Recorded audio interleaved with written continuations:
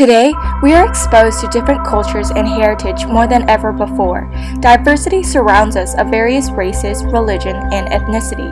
Through the course of history and the ongoing phenomenon of migration continues to help people encounter new traditions. A widely represented culture in Lincoln, Nebraska is the Vietnamese, hugely impacted by the Vietnam War in 1954. The war had been going on for 4 years. 31,000 Americans had been killed in action. The training program for the South Vietnamese was beyond schedule. 540,000 Americans were in Vietnam with no plans to reduce the number. No progress had been made at the negotiations in Paris, and the United States had not put forth a comprehensive peace proposal.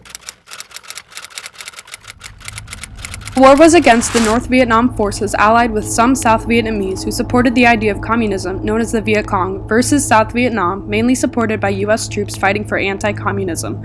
The North Vietnam led with guerrilla tactics and conventional warfare, targeting the South Vietnamese with guns, tanks, and weaponry. This controversy began the long and treacherous Vietnam War. The communist leader of the North Vietnam forces, President Ho Chi Minh, formed the Viet Minh, or the League for the Independence of Vietnam, because he was moved by the Soviet Union and China's communist ways of power. He wanted to unite all of Vietnam under communism. On the other hand, Nguyen Van Thieu fought against the Northern Army when he was elected as president of South Vietnam in 1967. Although he tried to wrestle with the communist powers, his time ended as president when the U.S. withdrew their position in the war in 1973 and the South Vietnam was attacked in Saigon by the North in 1975. On April 30th, 1975, the Democratic Republic of Vietnam, North Vietnam, bombarded Saigon, the capital of South Vietnam. Due to South Vietnam's acknowledgement of North Vietnam's power and strength, North Vietnam raided the capital city with little resistance from the south to avoid bloodshed. Citizens flooded the roads in desperate hopes of saving their families and belongings. The outskirts of Saigon were in complete chaos as people pushed and shoved their way, trying to escape the raid of the Northern Army. Gunshots fired and tanks rolled into the precious homes of Southern Vietnamese. This marked the end of the Vietnam War and the fall of Saigon.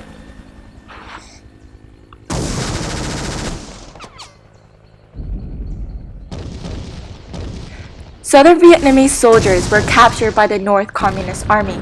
As many were terrified of being taken by the Northern Army, citizens searched for the best plan of escape and prepared to immigrate to a safe area. It was reported that American troops quickly married off Vietnamese women to help them easily enter the U.S.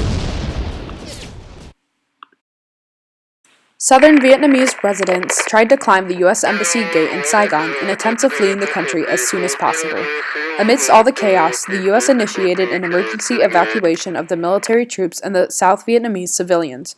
The evacuation plan, also known as Operation Frequent Wind, was a secretive plan to move out the American forces and Southern escapees by helicopters. The U.S. broadcasted the song White Christmas by Bing Crosby through the radio to indicate the Northern Vietnamese troops were coming and to promptly arrive at the evacuation location to prepare for departure. Just like the ones I used to know.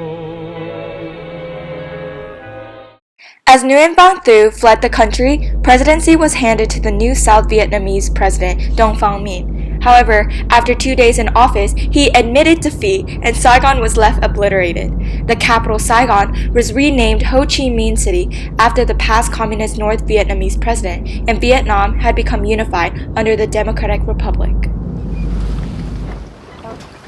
Consequently, thousands of South Vietnamese citizens were now left homeless and had no place to turn to. They had all suddenly become dispossessed refugees within one night. Many of the refugees had to escape by sea and were predominantly referred to by the name boat people.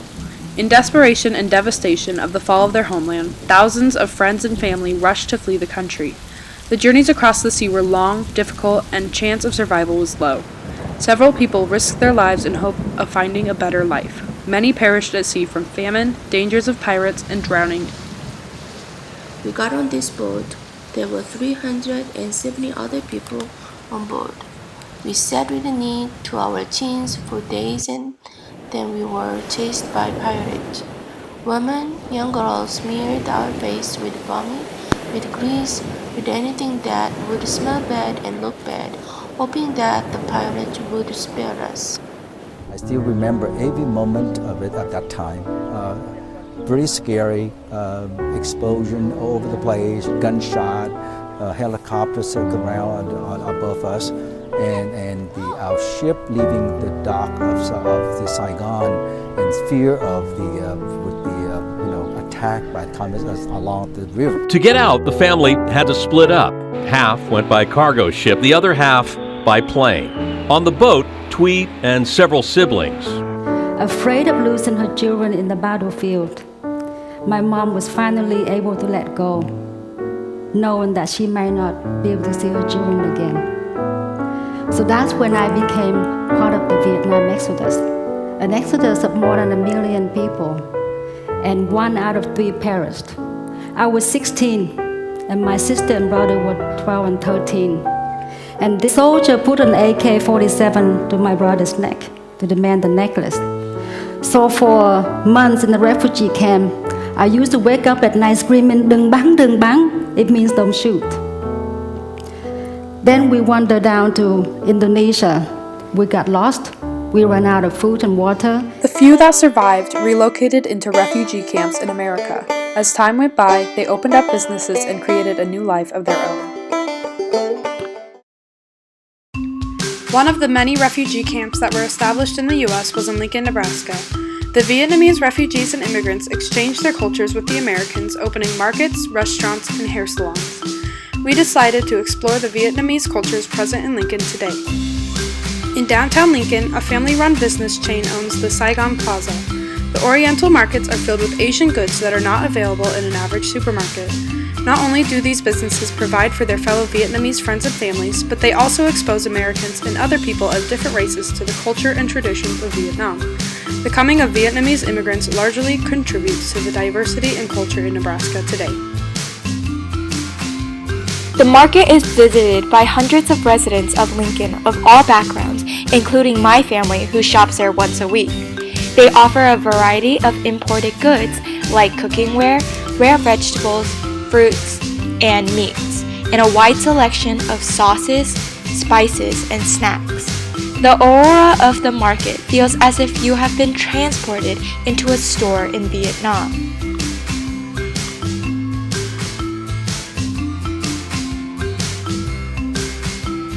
Banh Mi is also located in Saigon Plaza.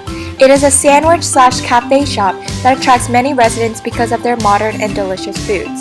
They offer new fusion twists on the traditional Vietnamese sandwich banh mi and bubble tea known as boba that has chewy tapioca pearls. Their iconic green waffle is a Vietnamese treat made with pandang, a tropical plant, and coconut milk. I decided to try their sesame ball pastry and their peach bubble tea.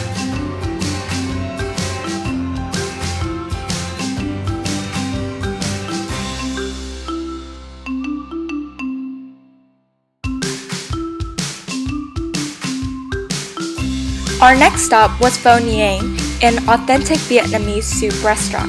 The place has been mentioned in newspapers and articles for their amazing recipe on pho. The restaurant is known to be crawling with customers dying to try their delicious pho. Many people of Lincoln enjoy the several opportunities to eat Vietnamese food and has become favorites of multiple locals. I ordered spring rolls, which are filled with vegetables, your choice of meat, and rice noodles all wrapped in rice paper. This dish comes with a side of peanut dipping sauce, allowing an extra burst of flavor to the rolls. Pho is a beef broth with rice noodles. It is usually paired with flank, tendon, and tripe, as well as cilantro and onions.